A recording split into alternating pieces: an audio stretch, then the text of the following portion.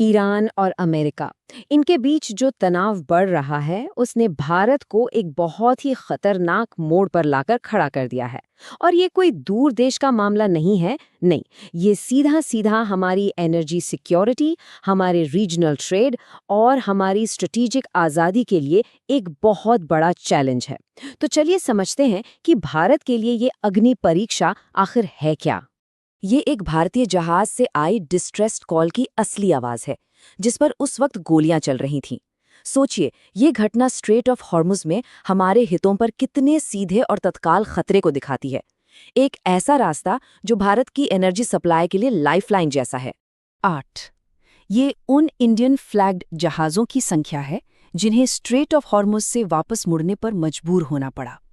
ये सिर्फ एक नंबर नहीं है, ये दिखाता है कि इस संकट की वजह से भारत के व्यापार पर कितनी जल्दी और कितना बड़ा असर पड़ा है। तो सवाल ये है कि ये संघर्ष भारत को सीधे तौर पर निशाने पर कैसे ले रहा है। इस पूरे विश्लेषण में हम इसके जियोपॉलिटिकल नतीजों को देखेंगे और समझने की कोशिश करेंगे कि इस नेवल ब्लॉकेड के बीच भारत के सामने क्या चुनौतियां हैं और क्या विकल्प बचे हैं। अच्छा, भारत पर इसके असर को समझने से पहले ये जानना जरूरी है कि ये पूरा इलाका इस आग की चपेट में आया कैसे। मतलब आखिर ऐसा क्या हुआ कि ये संकट इतना विस्फोटक बन गया। अगर हम घटनाओं के क्रम को देखें तो पता चलता है कि हालात कितनी तेजी से बिगड़े। युद्ध शुरू हुआ, फिर धमकियों का दौर चला, पाकिस्तान की कोशिशों के बावजूद शांति वार्ता फेल हो गई और फिर अमेरिकी नेवी ने पूरी नाकाबंदी कर दी। और इसका नतीजा 18 अप्रैल को ईरान ने जवाबी कार्रवाई की और उस रास्ते को बंद कर दिया, जिससे ये पूरा इलाका एक ज्वालामुखी जैसा बन गया। और इन रणनीतिक चालों के पीछे एक बहुत बड़ी मानवीय कीमत चुकानी पड़ी है। इस युद्ध में अब तक 4000 से ज्यादा लोग मारे जा चुके हैं। इनमें सबसे ज्यादा नागरिक ईरान और लेबनान के हैं। ये सिर्फ आंकड़े नहीं हैं, ये हजारों बर्बाद हुए परिवारों की कहानियां हैं। इस लड़ाई का एक और खतरनाक पहलू है और वो है ईरान के न्यूक्लियर प्लांट्स, खासकर बुशहर परमाणु संयंत्र की लोकेशन।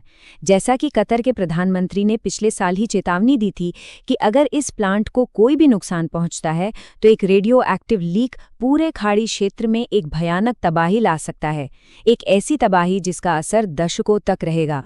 तो एक तरफ ये मानवीय और पर्यावरणीय खतरा है और दूसरी तरफ भारत के लिए सीधा आर्थिक और ऊर्जा सुरक्षा का सवाल।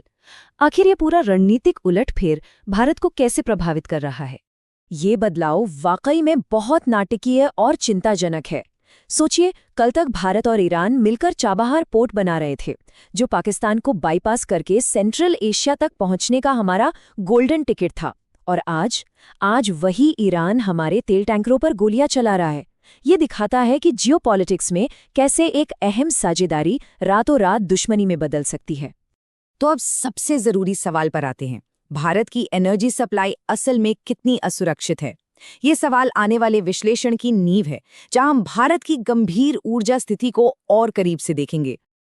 ये टेबल भारत की मुश्किल को बिल्कुल साफ साफ दिखाती है। हमारा ज्यादातर तेल कहाँ से आता है? इराक और दूसरे खाड़ी देशों से, और वो रास्ता अब बंद है।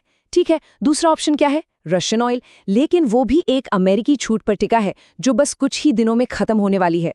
मतलब हमारी एनर्जी सिक्योरिटी एक ऐसे दौराहे पर है जहां दोनों ही रास्ते बंद होते दिख रहे हैं। और इसका असर सिर्फ तेल की कीमतों पर नहीं, बल्कि देश के अंदर बढ़ती महंगाई और सरकारी खजाने पर सीधे दबाव के रूप में दिखता है। आर्थिक खतरों से आगे बढ़कर अब उन जटिल डिप्लोमैटिक चुनौतियों पर बात करते हैं जिनका भारत को सामना करना पड़ रहा है।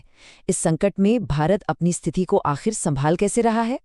ये भारत का ऑफिशियल स्टैंड है। जैसा कि विदेश मंत्री एस जयशंकर ने कहा, ये बयान हमें एक मौका देता है कि हम अलग अलग देशों के डिप्लोमैटिक तरीकों और उनके नतीजों की तुलना कर सकें। यहाँ पर देखिए, दो पड़ोसी देशों के डिप्लोमैटिक अप्रोच में जमीन आसमान का फर्क दिखता है। एक तरफ है पाकिस्तान, जिसने एक्टिव होकर मीडिएटर का रोल निभाया और एक छोटा मोटा सीज फायर भी करवा दिया। और दूसरी तरफ है भारत। हमारे जहाज़ों पर सीधा हमला हुआ और हमारी प्रतिक्रिया क्या रही? हमने ईरानी राजदूत को बुलाकर बस चिंता जताई। अब ऐसे में भारत की जो स्ट्रेटेजिक ऑटोनॉमी वाली पॉलिसी है, उस पर तो सवाल उठेंगे ही। तो इस पूरे विश्लेषण के बाद अब हम अपने अंतिम मूल्यांकन की ओर बढ़ते हैं। भारतीय लीडरशिप के सामने लंबे समय के लिए क्या नीतिगत सवाल और रणनीतिक फैसले हैं? देखिए, ये संकट भारतीय पॉलिसी मेकर्स के सामने कुछ बहुत बुनियादी सवाल खड़े करता है। एनर्जी सिक्योरिटी, अपनी शर्तों पर फैसले लेने की आज़ादी, आर्थिक जोखिम और न्यूट्रल रहने की नीति, इन सभी पर अब फिर से सोचने की ज़रूरत है।